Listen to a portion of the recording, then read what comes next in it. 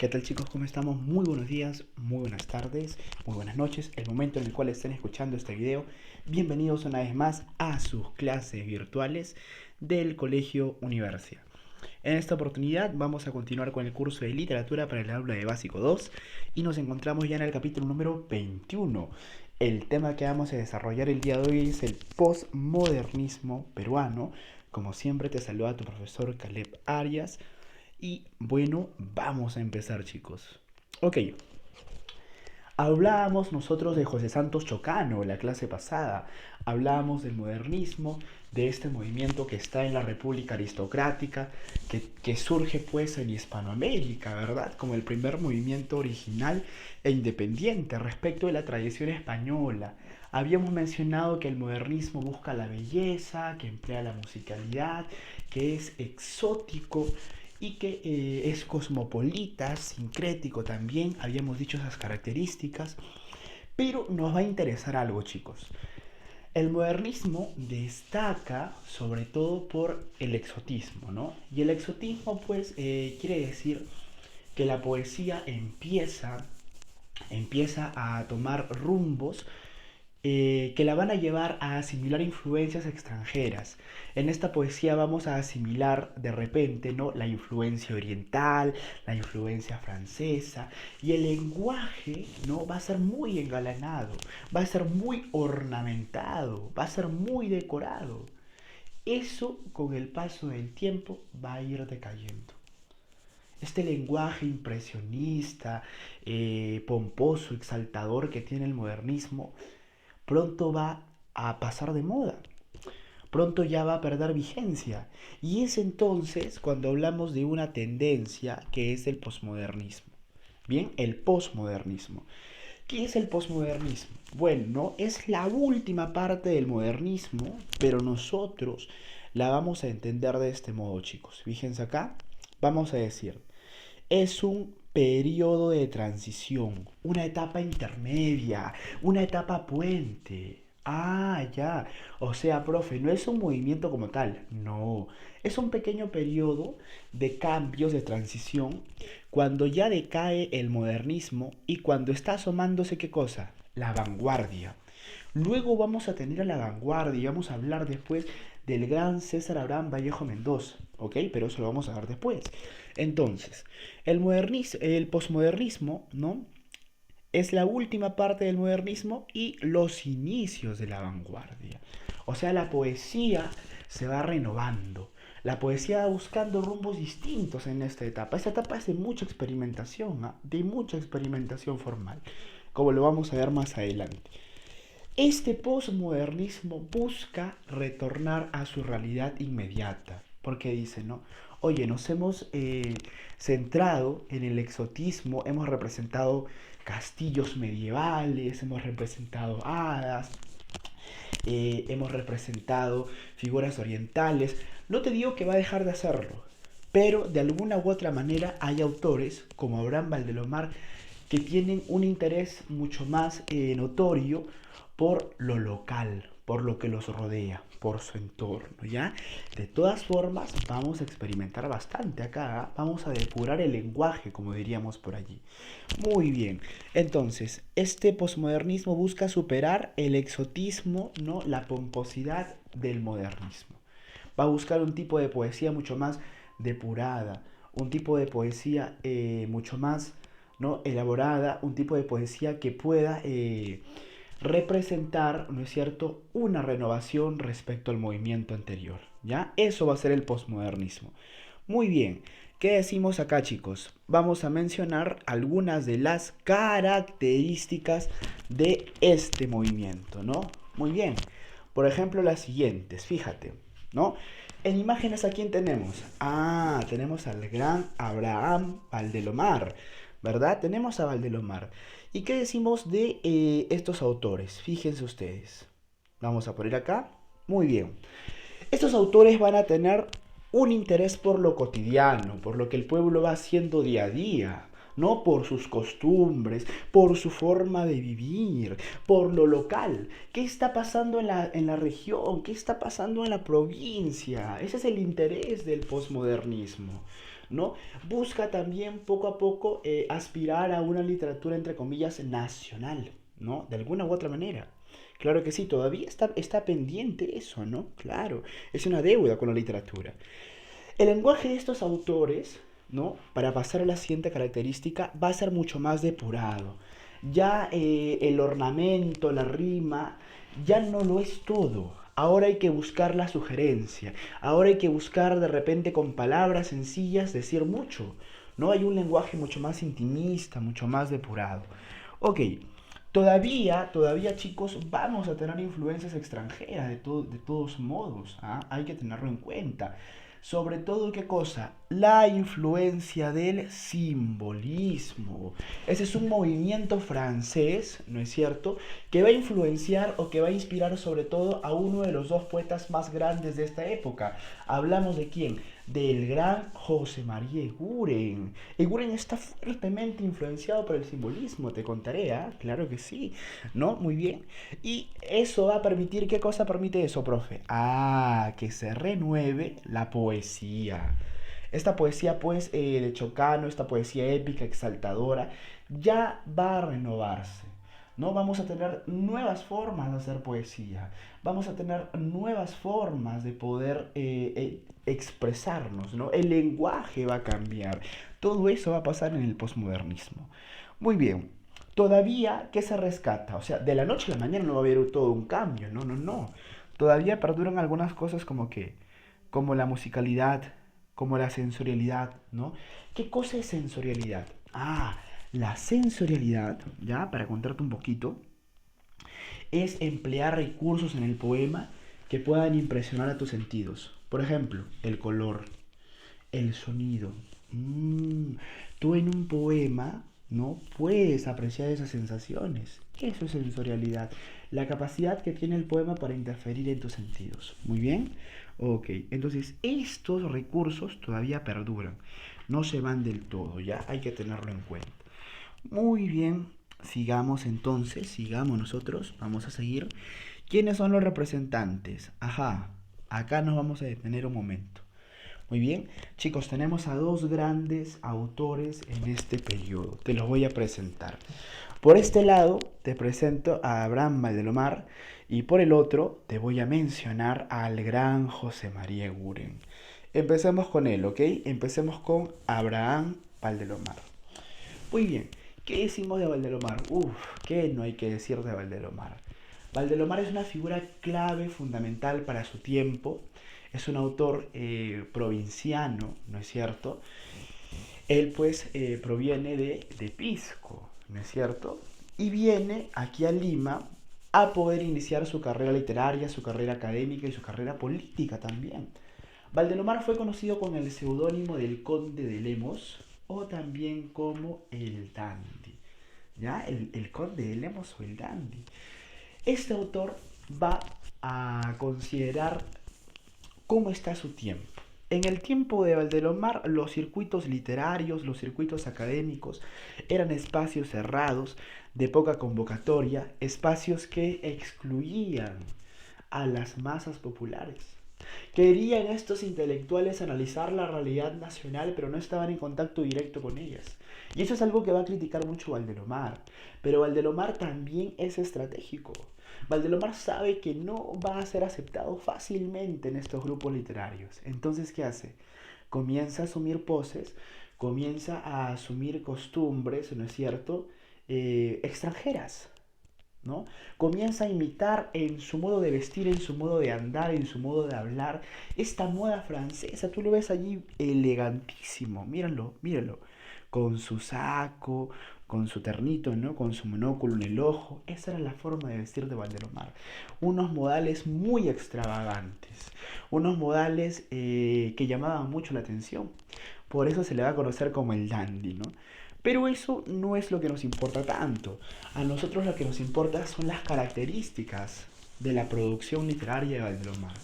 ¿Y cómo es, profesor, el estilo de Valdelomar? Bueno, Valdelomar, te contaré, tiene un interés por la infancia provinciana, porque él siempre va a recordar, pues, el puerto de Pisco, por ejemplo. Va a recordar la aldea de San Andrés de los Pescadores. ¿no? Este paisaje marítimo, esta infancia en la cual él pasa su niñez va a ser muy recordada por Valdelomar, muy recordada por él, ¿no? Por eso hablamos de la infancia provinciana. Y la infancia en Valdelomar es el recuerdo. La infancia es el recuerdo. Vamos a ver ahora cómo recuerda las cosas, ¿ah? Te voy a contar en un momento. El recuerdo lo asumimos o lo asociamos como la nostalgia, como la evocación. Y esta forma de contarnos propia de Valdelomar va a tener mucho intimismo, mucho intimismo. El sujeto lírico, el yo poético, va a ser confesional. ¿No? El sujeto lírico nos va a manifestar su mundo interior. Por eso hablamos de un intimismo.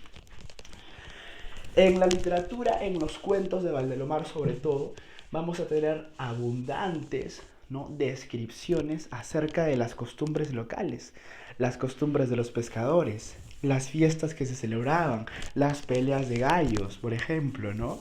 En el 28 de julio, claro que sí. Por ejemplo, de repente, en el vuelo de los cóndores, ¿no? Tenemos como todo el pueblo tiene el interés de asistir al espectáculo de circo. Claro que sí. Eso le interesa muchísimo a Valdelomar, ¿no? Las costumbres locales, las costumbres populares. ¿Ya? Muy bien. ¿Cuál es el mérito de este autor, profesor? ¿Por qué es importante? ¿Por qué se le reconoce? Ah, a él se le atribuye ser el primer cuentista criollo, ¿no? ¿Por qué criollo? No le decimos criollo en el sentido de español, no, ese término de criollo no. Hablamos pues de un cuentista popular. Hablamos de un cuentista que tiene como interés retratar las costumbres locales, retratar esa situación o ese entorno que lo está rodeando. ¿Ya? Muy bien. La obra de Valdelomar va a ser muy rica. Él va a escribir teatro. Hay un teatro que escribe en coordinación con José Carlos Mariátegui llamado La Mariscala, por ejemplo. Tiene una novela llamada La ciudad de los tísicos, ¿no? Tenemos también nosotros ensayos como La psicología del gallinazo, pero dos de sus obras más relevantes son un cuento y un poema. El cuento más famoso de Valdelomar se llama El Caballero Carmelo, que en realidad también es el nombre de un libro de cuentos, ¿ah? Te contaré. Y su poema más famoso se llama Tristitia, que lo vamos a recitar en unos momentos, ¿no? Ahí está Valdelomar, el conde de Lemos. Una curiosidad, tú sabrás que Valdelomar aparece en un billete, ¿sí o no? ¿En qué billete? En lo de 50 soles, obviamente, ¿no? Una pequeña curiosidad para añadir. Muy bien, vamos con el siguiente, que es el gran José María Eguren. Ok, Eguren es un poeta importantísimo, importantísimo, poco valorado en su tiempo, muy vapuleado en su tiempo, muy incomprendido en su tiempo, imagínate. ¿Por qué? Porque cuando Eguren, el año de 1911, publica Simbólicas, todos se preguntan, oye, ¿y esta forma de poesía qué es? ¿Por qué Eguren nos habla de castillos? ¿Por qué Eguren nos habla de hadas? ¿Por qué nos habla de mitología nórdica? ¿Por qué nos habla de personajes inventados? ¿Por qué sus rimas o sus palabras crean términos nuevos? ¿No? No se comprende a Eguren. Y es porque él tiene influencia de qué? Del simbolismo. El simbolismo. Y el simbolismo es exótico.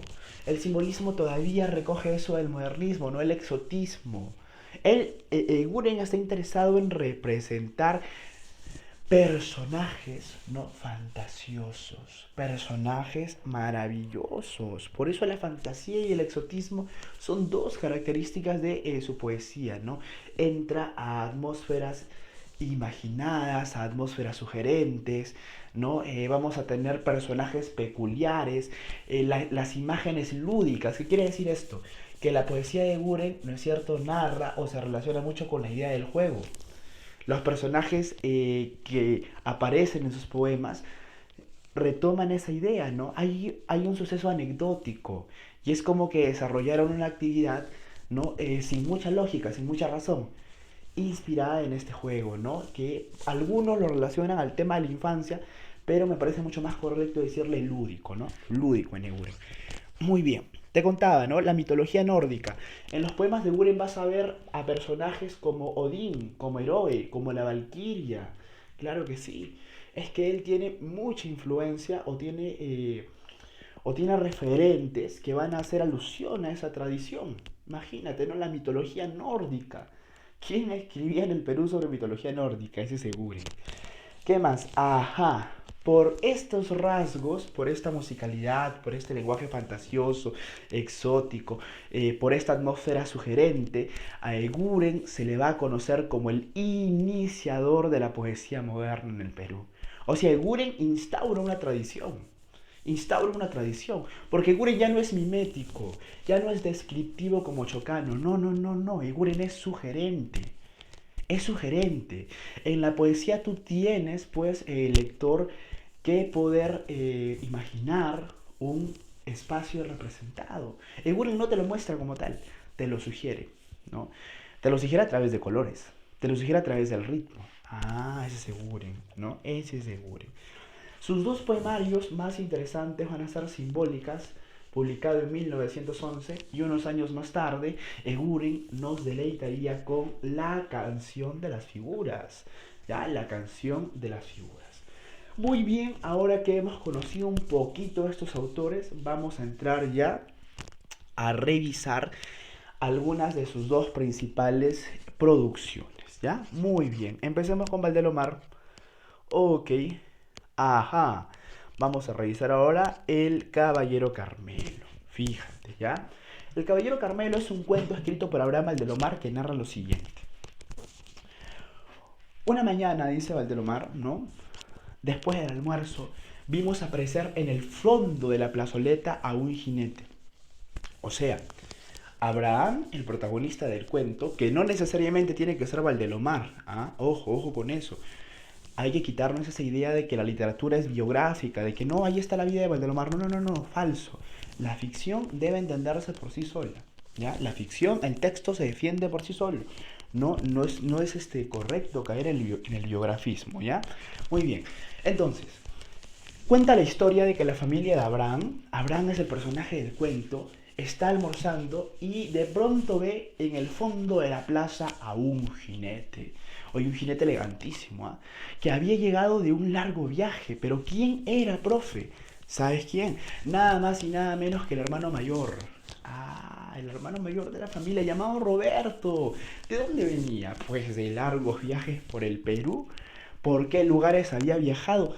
Trajo regalos para toda la familia, pues todos se encontraban contentos de verle. Roberto, ¿qué tal? A los tiempos, ¿no? Saludaba a todos y todos felices le tendían la mano. Comienza a repartir regalos y de pronto todos le preguntan, hey, Roberto, ¿y para papá? Y él dice, ah, para papá, el Carmelo, dice Roberto. Y de repente viene un mozo trayendo una jaula en la cual había un precioso gallo.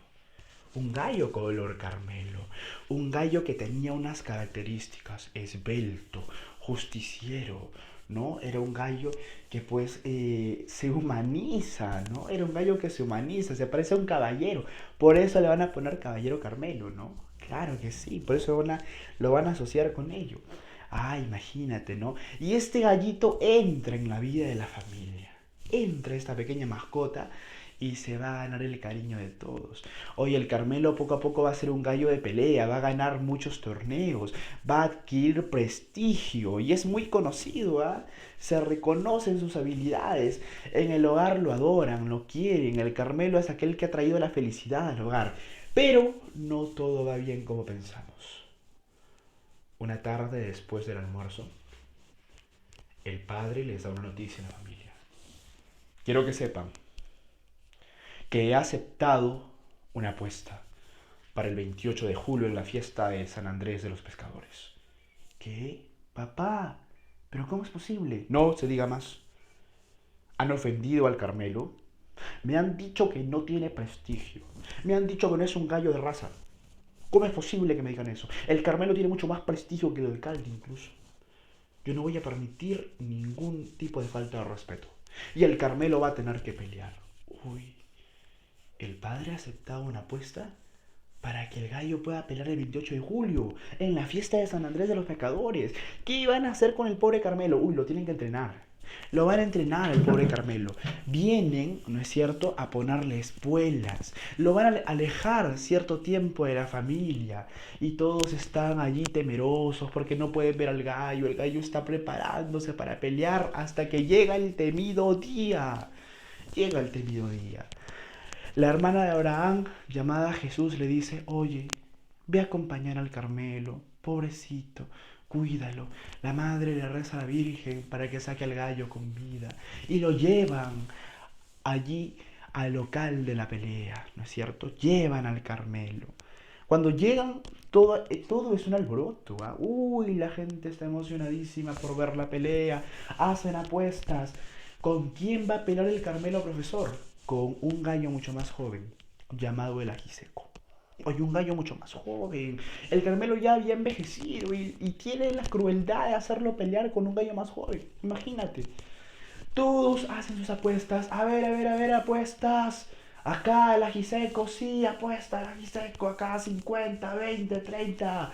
Al Carmelo, señores. Oye, nadie le quería apostar ese gallito. Nadie le quería apostar. Todos pensaban que el ajiseco iba a ganar. Y comienza el combate. El Carmelo es paciencioso. El Carmelo espera, pero el ajiseco se desespera y empieza a picotear y empieza a dar patadas. Y en una de esas hace que el Carmelo caiga. Y todos dicen, ¡eh! ¡Ganó el ajiseco! Pero el juez dice, ¡ey, señores! Un momento. Este gallo aún no ha enterrado el pico. ¿Y qué hace? Ah, él mira que el Carmelo está bien y el Carmelo sigue bien aún. El Carmelo poco a poco se va a levantar, observa a su rival, recuerda sus tiempos jóvenes cuando ganaba los combates. ¿Qué hace? ¡Salta! Y ¡pum! Le asesta una patada al ajiseco que lo deja muerto en el acto. Y el Carmelo cae desplomado. ¡El Carmelo ganó la batalla! El combate, todos, ¡ah, no puede ser! No lo levantan. ¡Carmelo! ¡Carmelo! Y lo tienen que llevar a casa. Oye, el pobre gallito ha salido maltrecho del combate. Ha salido muy mal herido. Está toda una semana sujeto a toda clase de cuidados. Le dan pues maicito en la boca, le ponen agua para que tome y apenas el gallito puede responder, ¿no? Está muy convaleciente. ¿Qué sucede? Un día, al caer la tarde, el Carmelo sube a la ventana, se queda observando el sol durante mucho tiempo, abre sus alitas, las estira y canta por última vez, ¡Cocorocó! Canta. Acto seguido, cae muerto, para siempre. Así pasó por nuestras vidas el amigo de nuestra infancia ya pasada, dice Valdelomar, el caballero Carmelo. No, muy bien, ese es el resumen del caballero Carmelo, uno de los cuentos más famosos de Abraham Valdelomar. ¿Qué podemos decir del caballero Carmelo? Bueno, es un cuento que pertenece al género narrativo. Y como tú has podido apreciar, entre esos temas tenemos la heroicidad de un gallo. El gallo es un héroe. Se retrata a la familia, se recuerda a la niñez y se representa y se describe al paisaje y las costumbres de la aldea de San Andrés de los Pescadores, ¿no? Donde ocurre esta historia. Características.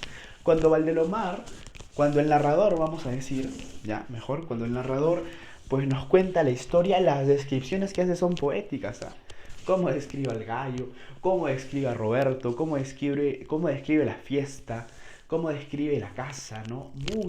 Mucho lirismo, ¿no? Las descripciones son muy poéticas. Va a emplear epítetos también. El gallo es fuerte, magro, musculoso, esbelto. Epítetos, ¿no? ¿Qué son los epítetos? Adjetivos, cualidades que tiene un personaje. Y va a humanizar a los animales. Oye, el Carmelo es justiciero, el Carmelo tiene virtudes, cualidades interesantes, ¿no? Hay un tono también nostálgico y melancólico. ¿Por qué nostálgico? Por el recuerdo. ¿Y por qué melancólico? Porque hay tristeza, ¿no? En este cuento. Muy bien, esta es la primera obra que estamos analizando. Vayamos a la siguiente. Ajá, antes de pasar a Eguren, quiero compartirte un pequeño poema de Valdelomar, ¿ya? Este poema se llama Tristitia y dice así. Mi infancia, que fue dulce, serena, triste y sola, se deslizó en la paz de una aldea lejana, entre el manso rumor con que muere una bola y el tañer doloroso de una vieja campana. Dábame el mar la nota de su melancolía, el cielo la serena quietud de su belleza, los besos de mi madre una dulce alegría y la muerte del sol una vaga tristeza. En la mañana azul al despertar sentía el canto de las olas como una melodía y luego el soplo denso, perfumado del mar. Y lo que él me dijera aún en mi alma persiste. Mi padre era callado y mi madre era triste y la alegría nadie me la supo enseñar, ¿no? Mira este poema tan bello, tan precioso de Abraham Valdelomar. Pasemos el Guren, ahora sí chicos, adelante. Muy bien. Vamos a analizar brevemente el poema La niña de la lámpara azul de José María Guren, ¿no? Empezamos mencionando, a ver, Guren compone este poema y lo va a incluir en su libro La canción de las figuras. Ojo, este poema no pertenece a Simbólicas, sino a la canción de las figuras. Y dice de la siguiente forma. En el pasadizo nebuloso, cual mágico sueño de Estambul, su perfil presenta destelloso la niña de la lámpara azul. Ágil y risueña se insinúa, y su llama seductora brilla. Tiembla en su cabello la garúa de la playa de la maravilla. Con voz infantil y melodiosa, en fresco aroma de abedul, habla de una vida milagrosa la niña de la lámpara azul. Con cálidos ojos de ternura y besos de amor matutino, me ofrece la bella criatura un mágico y celeste camino. De encantación en un derroche y en deleda vaporoso tul, y me guía a través de la noche la niña de la lámpara azul, ¿no? Imagínate qué precioso poema de Guren. Precioso poema de Guren que representa un personaje misterioso. Un personaje misterioso que es la niña de la lámpara azul, ¿no? Imagínate, claro que sí. ¿Qué podemos apreciar aquí? Bueno, este poema obviamente va a pertenecer al género lírico y tiene como temas lo misterioso. Alguien se aparece de repente en ese pasadizo nebuloso o al mágico sueño de Estambul, ¿no? Y se presenta la fantasía, ¿no? Porque te habla de vidas milagrosas, te ofrece mágicos y celestes caminos, imagínate. Pero también se habla de un personaje que es ágil, que es risueño. Entonces se habla del candor, de la inocencia. De la inocencia. Yo prefiero ese término. Muchos dicen que ese es un poema infantil, pero no. Yo prefiero mencionar, ¿no es cierto?, que hay exotismo y que hay rasgos candorosos, inocentes, ¿ya? Ojo allí. Muy bien. Características. Como te das cuenta, este poema no es descriptivo. Te sugiere los espacios, los colores. Sugieren un ambiente, ¿no? Pasadizos nebulosos, mágicos sueños, ¿no? Mágico y celeste camino, imagínate. Entonces hay imágenes sugerentes. La sugerencia es la capacidad de evocar, ¿no es cierto? La capacidad de poder representar una imagen a través de sensaciones. Y eso es mucha tendencia o se debe mucho a la influencia del simbolismo, ¿no? Muy bien. ¿Qué más hemos visto en este poema? Profesor, presencia de colores. Ya, ¿sabes cómo se va a llamar eso? Cromatismo. Cuando hay colores en tu poema, eso es cromatismo, ¿no? Cromatismo. Muy bien. ¿Qué más hemos observado? Profesor, hay rima. Parece que fuera una canción. Nebuloso. Estambul, destelloso, azul. Ah, hay musicalidad, estimados chicos, ¿no? Muy bien. Y obviamente el espacio representado alude a un mundo maravilloso y encantador, ¿no? Esas son las características de la poesía de José María Eguren. Muy bien chicos, hemos revisado estos dos autores, ahora vamos a culminar con las preguntas de nuestra clase, así que vamos a empezar. Y dice así, preguntas de clase. Número 1. José María Eguren compuso un poemario titulado, a ver, Simbólicas, Tala, La Rosa de la Espinela, Masa o La Palabra del Mudo. Profe, yo me acuerdo que en 1911 él publicó Simbólicas, clave A. 2. Característica de la poesía de Guren. Temas exóticos, la mitología nórdica. Acuérdate, claro que sí. Imágenes infantiles. No me gusta el término, pero sí, ¿no? De alguna u otra manera, ¿no? Sí hay imágenes que pueden recurrir a la infancia, ¿no? Palabras extranjeras, también. Guren emplea términos nuevos en su poesía. Temas infantiles, ya, vamos a decir que es correcto, muy bien. Entonces, sería la E, 2E. 3. La niña de la lámpara azul forma parte del poemario, te lo acabo de decir. Simbólicas, rondinelas, la canción de las figuras exóticas parnasianas. La canción de las figuras, clave C, muy bien. 4. José María Eguren está íntimamente ligado a un movimiento llamado simbolismo, existencialismo, realismo, barroco, expresionismo. Simbolismo, claro que sí, por supuesto, clave A, muy bien. El distrito de... Ah, profe, ¿dónde vivió Guren? ¿Sabes dónde? En Barranco, la clave D. ¿Ya? Barranco. Perdón, acá, C, la clave C, la clave C. 6. Cuento de Valdelomar que lo inicia en el movimiento criollista. Este cuento que tiene como historia la heroicidad de un gallo. ¿Qué marcamos? Obviamente, el caballero Carmelo, clave C. Muy bien, seguimos ahora. 7. Es el seudónimo de Valdelomar, el conde de Lemos, clave B. 8. Característica de la poesía de Valdelomar. Lenguaje familiar y sencillo, por supuesto que sí. Detalles en la descripción del paisaje, por supuesto. Rememora los recuerdos de su vejez, no, de su infancia. Extraña a su madre, ese es más Vallejo. Pero vamos a poner que la A y la B son correctas, por lo tanto, más de una es correcta. 8 enano. 9. Poema de Valdelomar. Te lo recité. Ese poema que dice: mi infancia que fue dulce, serena, triste y sola. Claro que sí. Tristitia. Clave B. Muy bien. 10. Corriente literaria a la que pertenece Valdelomar. Periodo literario sería mejor, ¿no? Tendencia literaria. El postmodernismo. Clave D. Muy bien, estimados chicos, de esa forma nosotros vamos llegando al final de nuestra clase. Un abrazo para todos, muchísimas gracias, cuídense mucho, será hasta la siguiente oportunidad. Chau, chau, nos vemos.